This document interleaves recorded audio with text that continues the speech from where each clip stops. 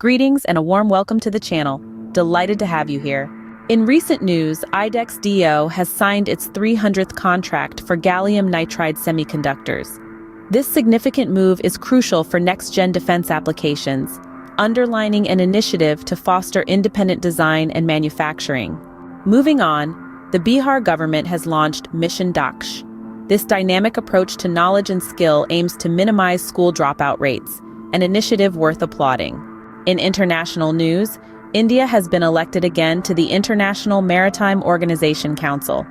This noteworthy event took place in London, marking another significant win for the country. The 34th International Konark Dance Festival has commenced at the Konark Sun Temple in Odisha's Puri district. This festival is a celebration of dance, culture, and tradition, attracting enthusiasts from around the globe. The Reserve Bank of India has signed an agreement with the Bank of England. This agreement focuses on the exchange of information for the settlement of bond trades through the Clearing Corporation of India. In corporate news, Narayan Sheshadri has been appointed as the chairman of IDRCL, the India Debt Resolution Co. Limited. Intelli 360 Asset Private Limited has won the National Association for Personal Finance Professional Inspiring Leader Award. This is a remarkable achievement, reflecting the company's dedication and commitment to excellence. Fitexpo India 2023, one of Asia's largest sports, fitness and wellness expos, has begun in Kolkata.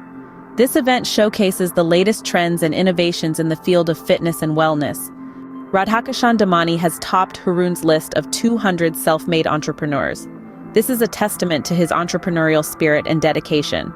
UNICEF has published the 2023 Global Snapshot of HIV and AIDS report.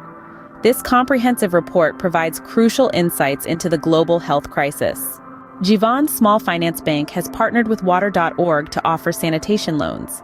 This collaboration aims to improve sanitation facilities and promote hygiene. India's GDP surged by 7.6% in the second quarter, surpassing the RBI forecast, as per the NSO report. Tata Advanced Systems Limited has partnered with Satellogic NC to establish and develop local space technology capabilities in India. Veera Rana has taken over as Madhya Pradesh's chief secretary. The UN Peacekeeping Ministerial meeting is scheduled to be held at Accra, Ghana. Ashreya Seth has invented the most affordable sanitary pad vending machine, a significant step towards promoting menstrual hygiene. Air Marshal Praveen Keshav Vora has taken over as the Senior Air Staff Officer of Western Air Command of the Indian Air Force. Russian President Vladimir Putin has signed an executive order to increase the number of military personnel in the Russian armed forces by nearly 170,000, as reported by Russian news agency TASS. NLC India Limited has entered into a tripartite memorandum of understanding with Tamil Nadu Skill Development Corporation and the Nodal Agency of Government of Tamil Nadu for Skill Development. The Union Minister of Jal Shakti, Shri Gajendra Singh Shekhawat, released the Dynamic Groundwater Resource Assessment Report for the entire country for the year 2023. India and Sweden launched LEDIT 2.0, an initiative aimed at co-developing and transferring low-carbon technology, along with offering financial support for industry transition in developing nations.